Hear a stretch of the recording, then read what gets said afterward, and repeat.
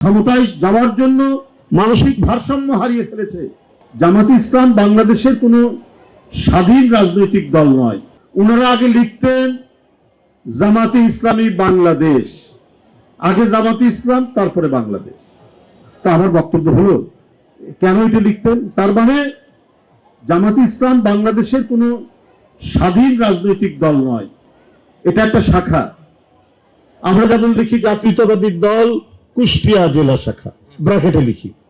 তো ওরা যে পাশে বাংলাদেশ লেখে, তার মানে তাদের আরো শাখা আছে। এটা একটা শাখা, এটা একটা শাখা। যখন 111 সরকার ধমক দিল, ইয়ে দিল, তখন তারা পরিবর্তন করলো, তখন লিখলেন বাংলাদেশ জামাত ইসলাম।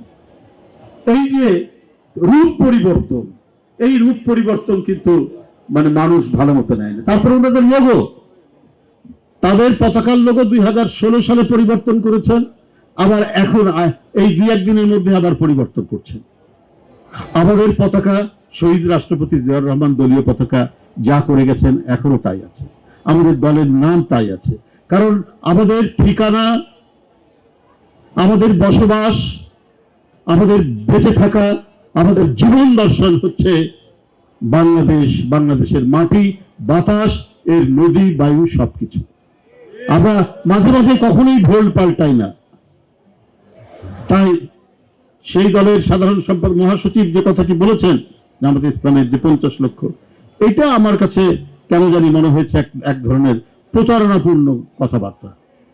আজকে আবার কেউ কেউ বলেন যে এখানে যদি কেউ ঢুকে পড়ে তাহলে 50 লক্ষ লোক আমরা সেটা প্রতিহত করব। তা আপনি 50 লক্ষ লোক প্রতিহত করার কে?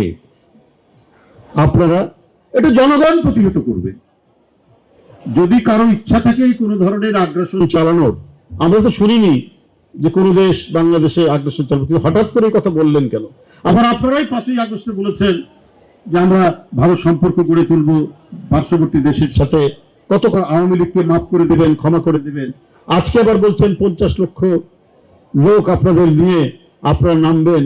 এটা ভাই আপনারা তো আমার মনে হয় যে সব সময়ের জন্য আপনাদের কথা এবং কাজের মধ্যে মিল নেই, একেবারেই কথা এবং কাজের মধ্যে মিল নেই। তখন কি বলছেন? মানে ক্ষমতায় যাওয়ার জন্য মানসিক ভারসাম্য হারিয়ে ফেলেছে।